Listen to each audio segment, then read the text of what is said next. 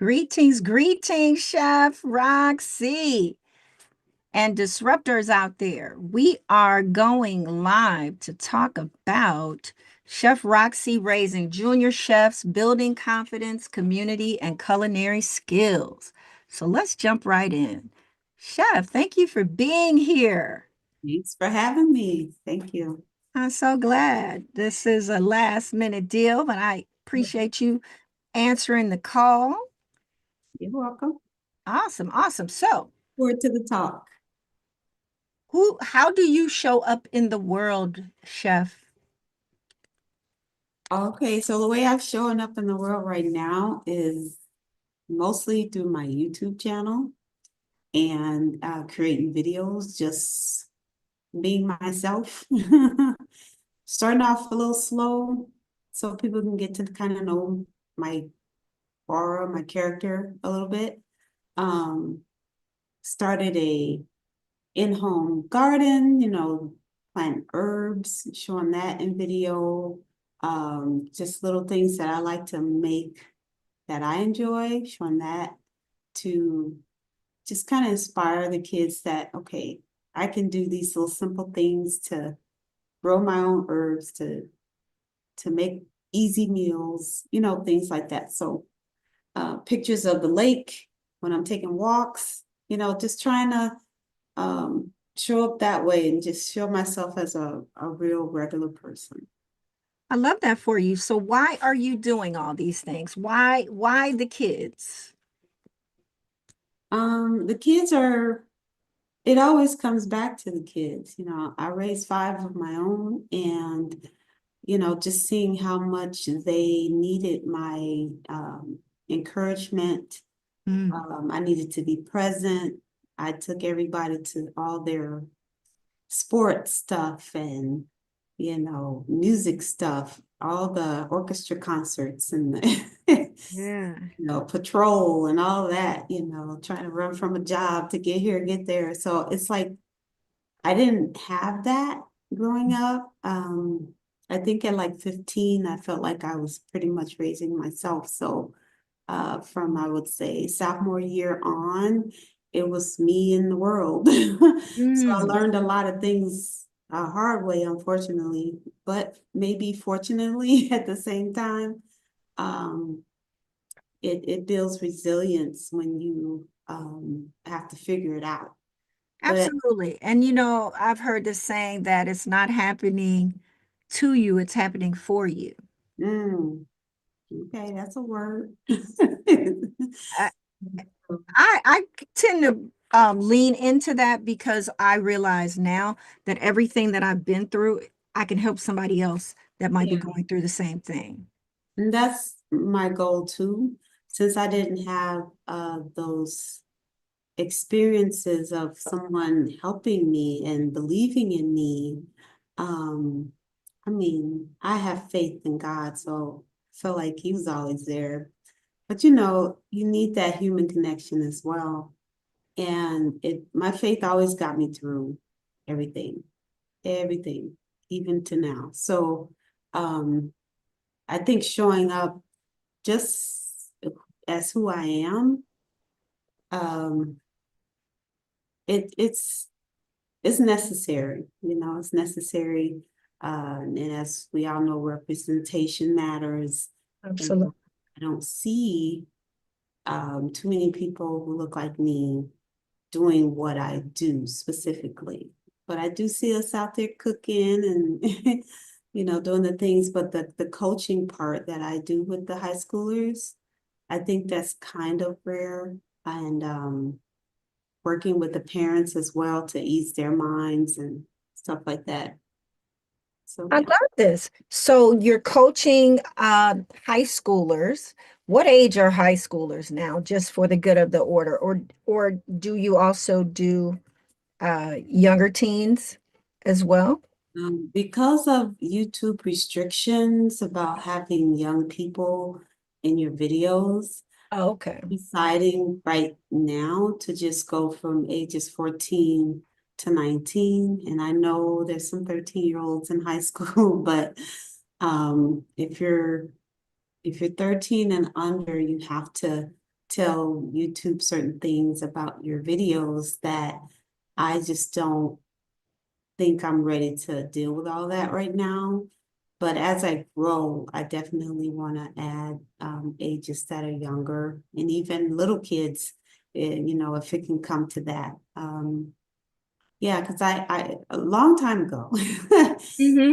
actually would have the neighbor kids come to my house and some of my friends' kids would come to my house and I teach them how to cook stuff and bake pies. You know, I have pictures of baking sweet potato pies and just making Thanksgiving pizza, if you want to know what that is. Pizza made with leftover Thanksgiving food. So it actually was pretty good. So I just I think it always comes back to the kids because if I can help somebody's kid or kids reach a level of understanding and about the business of food, about the cottage foods business, and also commercial. You know, I can teach both, but I've been kind of trying to laser focus on the cottage foods right now. There's some lumps and bumps and humps that you gotta know how to get over with cottage foods, or it could take you 5 years to figure it all out. So I Before want to we get, help them. I'm sorry, before we get into the cottage food, say a little bit more. So why are you teaching the kids? For them to become chefs themselves, Yeah, or I what's the want goal? them to own their own businesses. I want Um, them to know that they don't have to wait to be 25, 30 years old before they can, learn about food business. There's really no age limit. I mean, we've all seen the videos of a parent helping their 7, 8 year old start a business and it just goes viral. And next thing you know, they have a business and their family is doing great, financially. So that's one of the things I want these kids to know is that they can have a food business and also um, be running a food business once they come through my program. If they start early enough, I would say latest, if you're going to start in your senior year, start as soon as possible in senior year so that you can be through it by graduation. And I believe that every person that goes through my program, every student can actually make at least $500 selling their own product, before graduation. So just for them to really get their feet in there and understand, the ins and the outs, because you go to some websites and they're just full of information, tiny words and this and that. And it's like, what do I choose? So I can help them filter through a lot of that and get to what they really need to be looking at, certain things to stay away from, and just the things that I learned on this journey of becoming a chef and now want to be a teacher. So I subscribe. I believe you are a teacher. yes, I am. We are teaching, man. This reminds me of like home ec back in the day when I was in school. Is this familiar? Is it similar to like that, the home ec classes? Or Um, you know, yeah, similar in a sense of I can also teach them certain skills with the things that they want to cook along the way. So I have a free community where I teach basic things about cooking and making your favorite snack or whatever it is you want to make to sell Mm. eventually. So I try to help the kids come up with their first product that they want to sell eventually. So that's a whole process right there and just getting to that point. So So now are these classes in person or virtual or both? they are virtual right now, and I'm working on them being in person as well. There's some people I know that actually run kitchens in St. Paul who I want to collaborate with. So hopefully that goes well. we can do some things in person. Right now, it's just all online in my community, and that's where I'll be housing my junior chef program for entrepreneurs, aspiring entrepreneurs. And yeah, so I feel like it can be both, but right now it's mostly online. All right. So how do they find you online? What's the name of the community? Where can they find you? Well, you can find me on the school community, SKOOL, and it's Roxie's Kitchen Exclusives. That's the name of my free community. And it has to be either the parent of, a high schooler who's between 14 and 19, or whoever is over 17, and they can enter communities and do this stuff on their own. They don't need any parental advice or, parental guidance for that. So, but yeah, once they come in, they'll be welcomed. But right now, to be honest, I'm running a beta version of my community, because I'm trying to really get insight and information from the actual families, from the students, about how they want this community to be, what it is that they're looking for, and just continue building the community around that. So who is the ideal young person that would benefit from your community? Who do they need to be? Yeah, well, I've been reaching out to schools, and these students would be students that kind of stick out as like having this passion for cooking. Like if the high school already has some kind of a program that deals with food, a lot of them don't, but some do. But if I'm trying to fill in the gaps of what they don't teach, and I think a lot of them don't really teach the business of, the food life, and being an entrepreneur, and having that child think that, when I leave high school, I have a business plan, I got a plan, and, my family supports me, I know what they think, I've got, they've got things together, so that's my goal, is to help them not leave my program confused, or like, hey, I taught you this, so you go out and figure out the rest. I literally want them to have their own business, registered with the state that they live in, everything from top to bottom. What are some of the biggest concerns that parents typically have about kids stepping into the culinary space, and how do you address those fears? Well, some of the parents feel like this will interfere, with school and sports and things like that. But I can walk right alongside the child. I think if we step back and look at how we really use our time after we get home from school. I mean, I used to be a high schooler. And this is the thing. When a child, I believe, especially with cooking, Yeah. the student has a passion for cooking, and they find something that's going to help them make their dreams come true in that area, they're going to find the time to do this. It's not going to be just this overreaching thing that they can't grasp.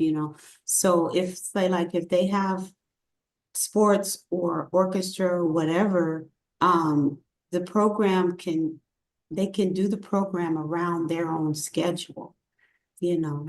And I remember the feeling of, this is something I really want. So, hey, let me get my homework done. Hey, let me let me do the things and whatever. And because I tend to make this fun, I do different things like on Instagram, or I'll do something where I'll do riddles, and I'll do um competitions. That's going to be a big thing in here. It's just very fun. I don't even like that word, but it's like Challenge, very challenge. challenges, Challenges, thank you. So I have like these mini challenges that the students can have amongst each other. And I have something very exciting that I can't really give out what it is, but it's a platform that's very fun. And it would be a place where the top two students who, you know, everybody votes for or whatever, they get to show their uh, say like a little cooking show in this platform that is made to really entertain young people and be fun and engaging and interactive. So I can't wait to show that to them, but we haven't gotten that far yet with with anybody. So Okay, so the doors to the community is open right now if people were interested and wanted to pop in yeah, and and be a I part guess of the beta, the building up of this, you know. I have the hard parts I've done and I have the foundation. It's just, you know, I would love to get feedback from people and hear what they have to say and just see where we can go with building this all up, you so know. when they first join, what can they expect? When they first join, they can expect a warm welcome. There's an area where, you know, when you first come in, you'll see a video telling you how to use the platform, which is really nice. So you're not walking around super lost. If anybody has questions, they can ask me. They get a personal greeting from me when they come in. There's a place where you go to introduce yourself. I think I asked everybody to put a picture of their favorite dish that they like to make in there just to start some conversation and people getting to know each other. I since their minors are going to be in this community, I'm very, very strict about photos, having a photo on your profile and engaging in the community and not just kind of hanging around, just for the safety of the young people. And you know, we're just kind of going from there. And I also, you know, if people have interest in their child um, going further, quicker, I have the Junior Chef Entrepreneur Program that they can join, and that's a paid program. And that is something that you will get step by step, you know, from top to bottom, like I said earlier, all the coaching you need to get that business going, to develop your first product or recipe. You learn how to write recipes. I help them with things that people probably would be a little surprised at the things that I help the kids with. So when they come out of my program, they can say, I am a junior chef entrepreneur. I Uh, have a business. I love that. So it sounds like in the initial community with the investment of their time, it's helping them build their confidence and really determine if this is a passion that they would like to pursue and either become a business or an entrepreneur in that regard. So Right. how do you intentionally help them build that confidence? What's that journey typically like from what has the experience been? Well, the journey that I would take them on is when they come in, um, I'd like to do a one-on-one call with the student if they're over 17 and or the student and their parents if they're under 18. So from that call, I would either offer them the program because the student, according to us and the parents and the student, they're ready, you know, and so, but otherwise, if they weren't ready yet, I would say, hey, just stay in the free community, learn the basics of cooking. I'll show you knife skills, um, you know, baking, you know, how to use certain things like baking soda and how to make buttermilk with, you know, milk and vinegar and, you know, as, you know, different things um, that help them grow. You know, some of them aren't ready, so they have to have this little stair step to get them acclimated to the baking part, or if they're cooking, the cooking part, and then kind of go from there. I teach them the basics of cooking, yeah, and then it really depends on that phone call where they go. So it's hard to kind of say where everybody's journey is going to be different. I love that. How long are they in the program before they get the call? That's up to them too. I offer the call to everyone when they come in, not right away, but it's there for them to see that they have this offered to them. And after a day or two, if there's not much engagement, I will reach out and just see where they're at and if they're ready for this call. Because I'm assuming that if you join my program, you're interested in something, you know.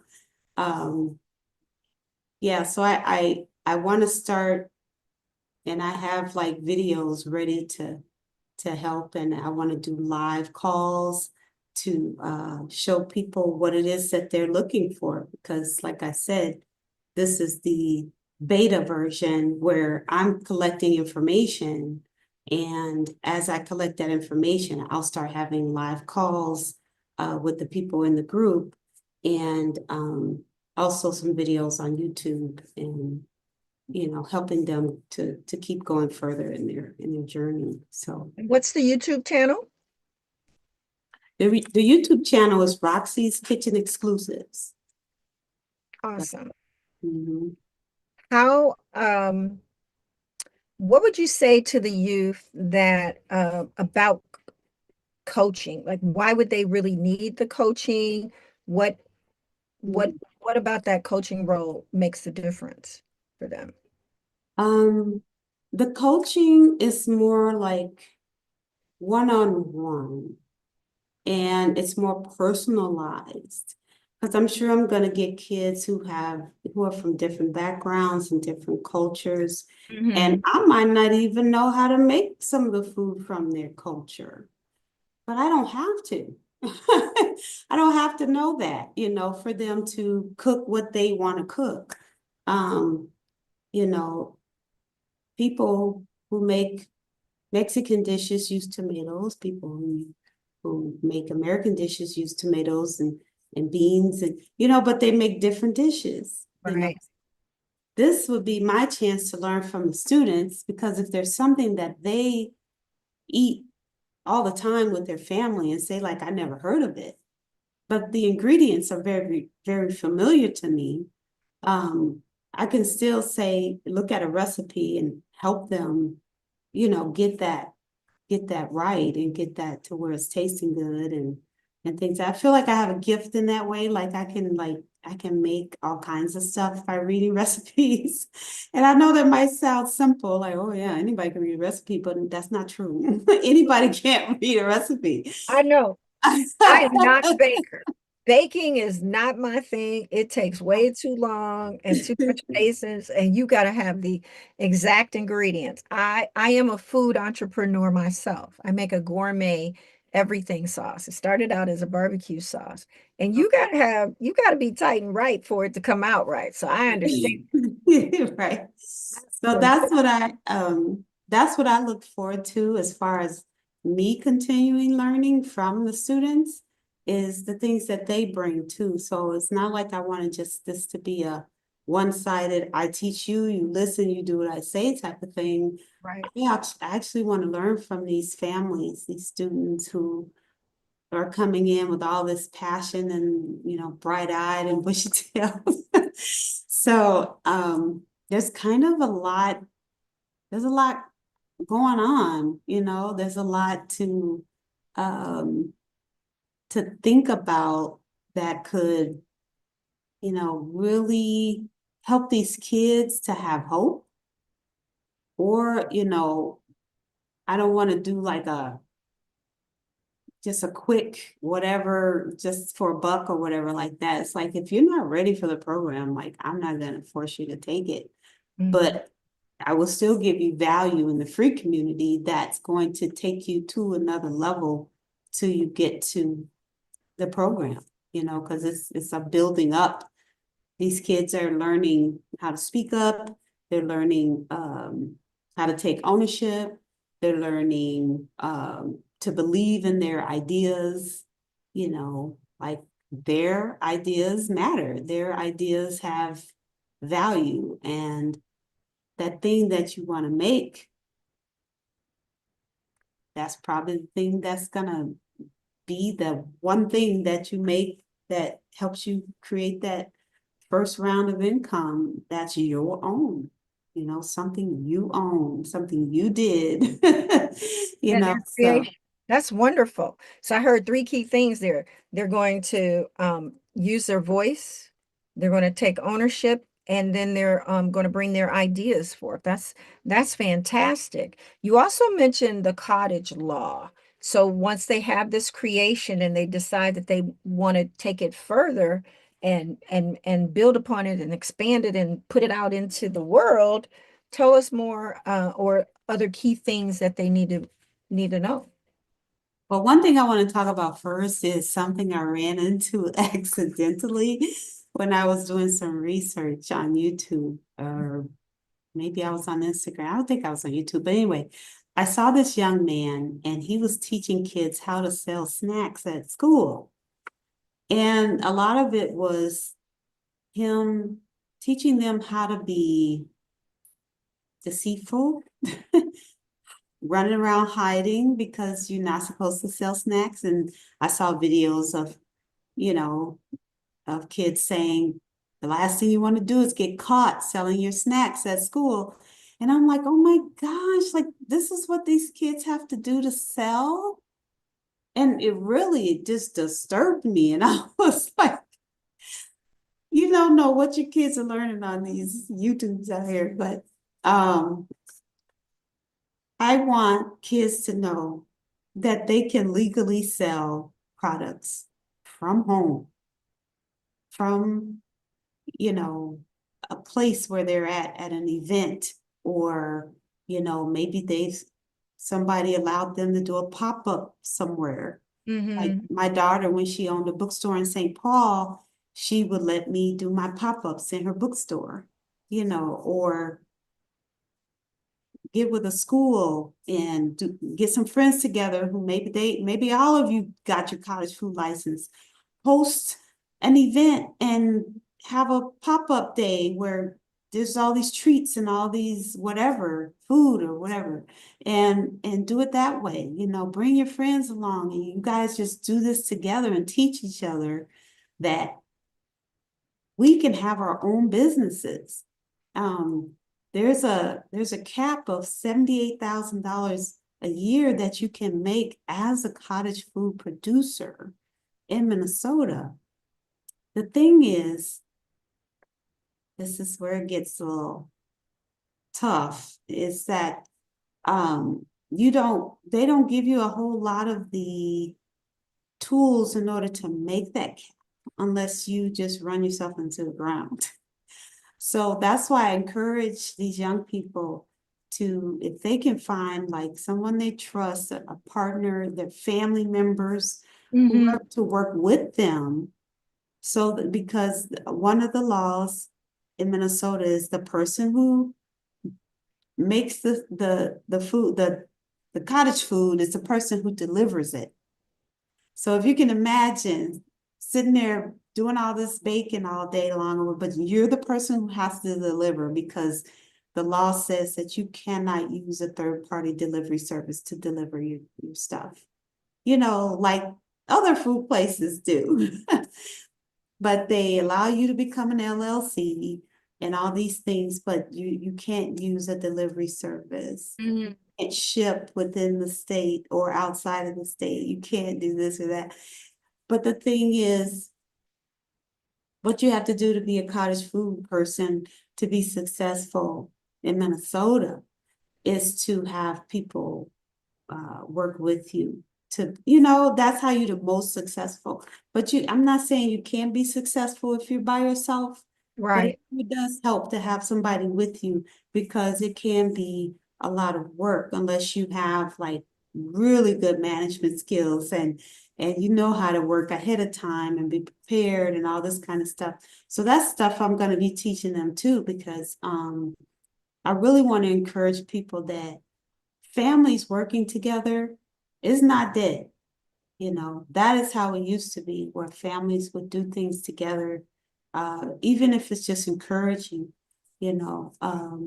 If you have somebody that could deliver for you, or I don't know how you would do it, but I think the most successful thing for a cottage food person to do in Minnesota is to sell at events, you know, markets, you know, farmers markets or any kind of event that comes up, and they're very popular in Minnesota right now. You can Mhm. find an event to vend at, just go on any type of calendar and there or Facebook or whatever. It's easy to find events. So that's the first thing. So I don't want to scare anybody, but those are the rules for cottage foods in Minnesota. What do they need to know if they're not in Minnesota? Because you also have virtual clients. What would that? Well, I will tell them to go to their state, um, you know, food website where they deal with licensing and things like that. And they'd have to follow the instructions for how to get licensed in that state. Um, I Now, would would they need to do that before they can work with you? Or no, what point in the process does that need to happen? no, well, it doesn't have to happen right away. Actually, they can actually start learning how to bake certain things or come up with, you know, the name of their business that they want, you know. I even teach them how to create their own food website, ordering website, you know, help them to build it up. And this website that I use, it's very user friendly for people who do cottage foods. It's literally made for people who do cottage foods. So this is one way that you can make things easier. And since these are young people, Mm-hmm. people have a better, like they treat them more like, oh wow, I want to help you because you're young and I want to, you know, be a part of your journey and all this kind of stuff. Love that. And because they're not adults, I think that's in their favor because people would support a young person in high school a lot faster than they will an adult. So I do. Well, I support everyone, but I love seeing young but you people. know, I mean, like overall, that's you know how Mhm. it is. And so I try to get them to where it's like, okay, so you might not even be doing all that trying to deliver to people way outside of your community. So it, you know, your first customers may just be your neighbors, you know, Right. and you get the word out and you have this great app where now you can even take payments on the app. And if you know your neighbors, which is also a really good thing, a lot of people don't know their neighbors. I knew a lot of my neighbors where I was at doing cottage foods, and it just makes it a little easier when you know them and they're trying to support your small business. So yeah. I love this. So let's switch gears a little bit and talk a little bit more about you. What sparked your own love for cooking, and when did you know you wanted to turn it into a way to empower youth? Um, my love for cooking started in 1976. I was 6 years old, and I would be in the kitchen with my mom every day. I think the big thing was just I loved my mom to bits. I was just a mama's girl. And she gave me my own special little knife. Oh, And my job was to cut up vegetables. So she taught me really early how to make sure I don't cut myself, how to slice the carrots, how to cut up everything. And I did it very happily. It was just to be next to her and smell her. You know, but that's when it started and it just didn't stop. You know, my grandmother she she made a dip that was to die for. It was so good. There was a store called Humans that she lived around the corner from in Chicago. And she I go, if we were having a party, I'd go to her house. Grandma, we Yeah. need to dip. She, okay, baby, I'm gonna write down here's the ingredients. Just go to Hillman's and get this for me, bring it back. So I felt like that little black girl on Sesame Street. I need some butter and milk. It's, um, so I go get the ingredients and bring them back, and nobody knew how to make this dip like her. Even if you followed the recipe, you could not make it like her, because I'm sure she tweaked it and she had her own little whatever she added to it. And I just could kick myself because I never kept the little paper with the ingredients on it. So I don't even know what she really put in it, except for the base of, like I don't know, the extras or whatever. But what did it she call it? Did she have a name for it? we didn't, it was just grandma's dip. Everybody knew. Grandma's dip. Okay then. We used it for chips. We used it on food. You could use it on tortillas, anything. It was just all-purpose dip. I love it. That sounds so wonderful. And I know that some of my relatives just, we will never know the things that they did. We just have little surfacey. My great uncle, who was like my grandma's uncle, I Hmm. actually lived with him when I was little, and he made a salve. I believe he did. He was a doctor of some kind, and he Hmm. literally in his 60s when I met him, like when I was old enough to know who he was. So he lived to be like 95 almost, and I know he made things, and trying to find those patents, if they have patents, or if whatever people made, it's kind of lost to history right now, I guess. But it's just, I come from a family of entrepreneurs and people with that entrepreneur spirit. Yeah. Um, I have my grandma's cousin. I used to live with them in Arkansas, and they literally made a shack. My Uncle Jesse made a shack with his own hands that we lived in. Wow. And when it got through tornadoes and all kinds of stuff while we were out there, and it never blew away. I So love that. they had a working farm, they had animals, all the things. So I actually got to grow up a little bit on a farm and had that experience, lived in the city, suburbs, everywhere. So it's like, But everyone's good with their hands too, it sounds like. yeah. My grandma, believe it or not, she raised German shepherds. Like I forget what the word is. She, Is that like a breeder? yeah, she bred them. She bred German shepherds. And Awesome. they still to this day, they're my favorite dog. I think that's the only real dog on the planet right now, but that's just my opinion. So, but anyway, let's get back. So, Focus, yes, focus. focus. I have another question for you. If you could cook one meal that represents your journey and mission, what would it be and why? Ooh, okay, yeah. It would be a soul food meal because that's my favorite food. And I want to get out of this mindset that soul food is unhealthy. I think in moderation, it can actually be pretty good for you. I And well, and what's soul food specifically? Because I feel more like, like a Southern soul food, the what lots of Black folks eat in Chicago and out in the what are some of the dishes? mashed potatoes and My gravy. version of soul food, but I want to know yours. What, Got sweet what potato what's on pie. the plate?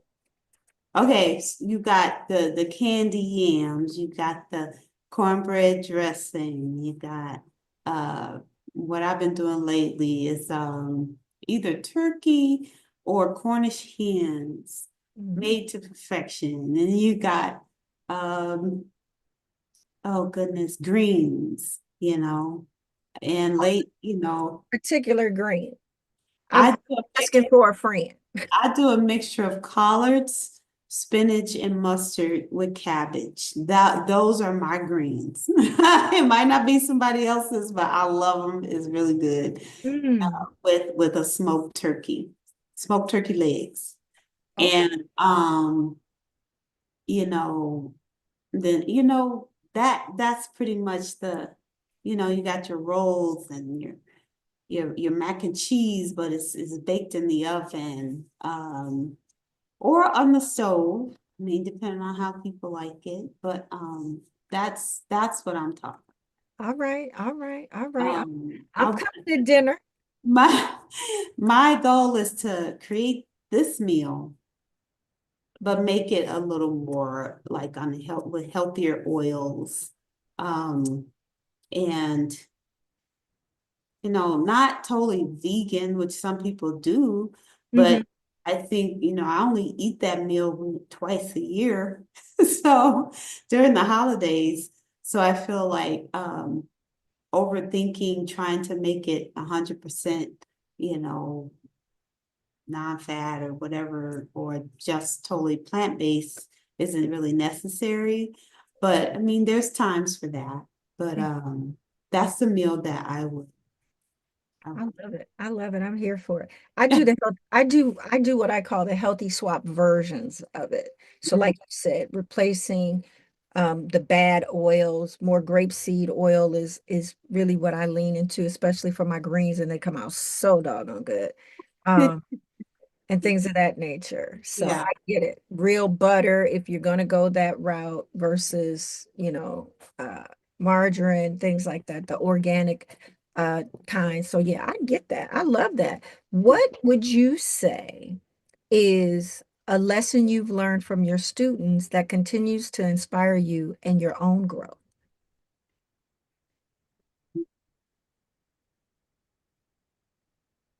So let them be a part of the process. When they feel involved, and you just feel this flow. Like if I'm cooking with kids, this is what I always have an example. Like there was a mom who I would babysit her son sometimes, and she brought him over, and he was known to be the, bad kid or whatever. Mm. And he came over and we made, well, this is a long time ago. I don't really make this now, but it's the red velvet cake Oh because yeah. of the red dye. But we made a red velvet cake, three-layer cake with a buttercream frosting, or it could have been a cream cheese, can't remember. But anyway, I still have a bunch of photos of those kids and one of my daughters. There was another girl there that I was babysitting at the time too. So I did childcare for a long time. But anyway, so we made this cake and he never once did anything slightly naughty. He was so involved in making that cake. He was so happy. And I got pictures to prove it. He was so happy that when his mom came, first thing out of her mouth was, okay, what's the damage? And I looked at her and I was like, have some faith in your baby. like maybe he just needed to cook because he Right. gave me no problems at all. And Yeah. she was like, really? I was like, really? She didn't believe me. I was like, he's upstairs eating his cake that he made, and enjoying it with my daughter and his friends. So that's the thing. It's like, well, we all probably know that taking recess out of schools is something that is leading to all this, and kids having an outlet doing something that they love. Hmm. You're not going to have a problem with a kid that's in a kitchen cooking. You're not. They are going to be thinking about that recipe. And I like to talk to the kids. I like to make them feel comfortable, ask them little funny questions or tell them to, what do you think about this and this and that? Here, well, let me do it. Let me, and all that's okay. You can do it, And I ain't worrying about flour getting everywhere. I am a messy cook. I'm just gonna tell you now. Okay. We, I'm we, I'm a messy cook, because it's not like I'm just throwing stuff everywhere. It's just stuff happens. The flour, this or this or this. And I do like I clean as I go for the most part. But Yeah. it's like I don't worry about this stuff. When I'm cooking in the kitchen with kids, I'm just like, let's just have fun. It's You know? perfect. I love that. I love that. Well, where can folks find you, Miss Roxie? Where can folks, okay, you can find me on YouTube at Roxie's Kitchen Exclusives. And you can find me on the school platform, SKOOL, at Roxie's Kitchen Exclusives. And I'm on Instagram at Roxie's Kitchen Exclusives. In there. Awesome. Another question for you. What has been either a book or podcast, something that changed your life that you would love to share with the audience or the young people out there? Well, lately, where's that book? Oh. Oh, Arlen's Revenue Playbook. We are Okay, very this book is helping me a lot with my business. Like, I didn't even know you were going to ask me about a book or anything, but this book is really changing the game for me. And I'm in Arlen's All Access. I am learning how to really build my business in a way that I've never known. I'm learning about sales from an amazing person named Colin, and it's not tacky sales, it's humane sales is what I call it. And you know, I read my Bible often. I don't read it daily because that's not something that I think I need. I have to marinate in it and let the word work through me, and I live it out. Um, but I'm gonna be honest. I don't read thick books all the time. There's books I read that are very thin, that's to the point. I love Priscilla Shire. Um, but I think right now, this is literally the latest book that I've read. and that you would recommend. So I that would book I is would written. recommend this book. And yeah, so that's what I'm gonna say about that. And I listen to a lot of podcasts and You have one to audio recommend? books. You have a podcast to recommend? Oh gosh, which one should I recommend? For entertainment, I would say Kiki Palmer's Yes. podcast. I love Kiki Palmer. Um, somebody that I found recently, he actually helps people do cooking shows. And I learned something pretty good from him. And I Mhm. really can't remember the name of the YouTube channel. It's called Park something. Or But something. yeah, We'll find it and drop it in the yeah, description of this he, video. yeah, I'm not trying to start a cooking show, so but the videos were very, very good. And I learned about certain things that were happening in the food world. And yeah, so I would say that. If you That's want to learn how to make a cooking show, it's the guy to go to. aw- awesome. Awesome. That is fantastic. Well, I think that's our time today. I have one final question for you. Okay. Ask all my guests, and that is, do you have any questions for me? Wow.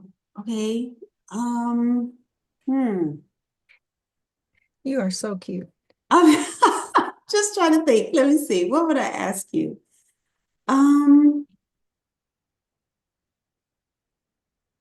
hmm. What do people usually ask you?